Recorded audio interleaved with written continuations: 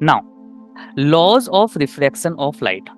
तो laws of refraction of light भी दो होते हैं, रिफ्लेक्शन ऑफ लाइट के भी टू लॉज हैं and same refraction of light के भी टू ही लॉज हैं।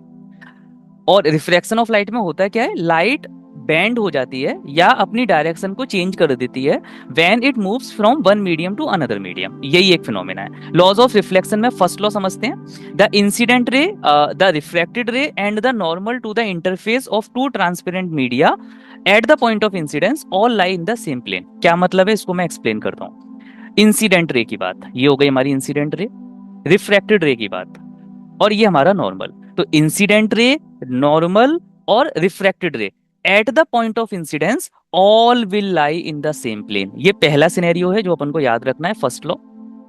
Now let's talk about second one, ये भी बड़ा इंटरेस्टिंग है, बड़ा मजा आएगा, इजी सा लॉ है। The ratio of the sine of angle of incidence to the sine of angle of refraction is a constant for the light of a given colour and for the given pair of media. इस बात का मतलब क्या हुआ sir, समझाते हैं। ये law सबसे पहले स्नेल नाम के साइंटिस्ट ने दिया था। साइंटिस्ट लोगों के नाम थोड़े अजीब तो होते हैं। तो sine of angle of incidence, तो एंगल ऑफ इंसिडेंस आई है और उसके साइन की वैल्यू निकालनी है, मतलब एक तरीके से साइन आई।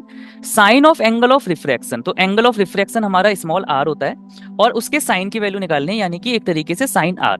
तो साइन आई और साइन आर की जो वैल्यू होगी वो कांस्टेंट होगी। ओके, कंडीशन क्या है, कंडीशन ये है कि जो आप गिवन लाइट है उसका कलर चेंज नहीं कर सकते और जो मीडियम है ना, उसको भी चेंज नहीं कर सकते। अगर ऐसा है तो साइन आई और साइन आर की वैल्यू जो है वो कांस्टेंट रहती है।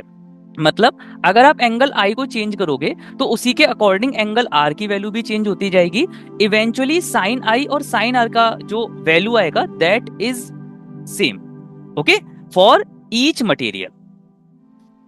इसी चीज को आगे चल के, इसी कांस्टेंट को आगे चल के अपन लोगों ने बोला रिफ्रैक्टिव इंडेक्स। अगर किसी मीडियम का रिफ्रैक्टिव इंडेक्स ज्यादा है, इसका मतलब लाइट को उसमें ट्रेवल करने में प्रॉब्लम आएगी। ओके,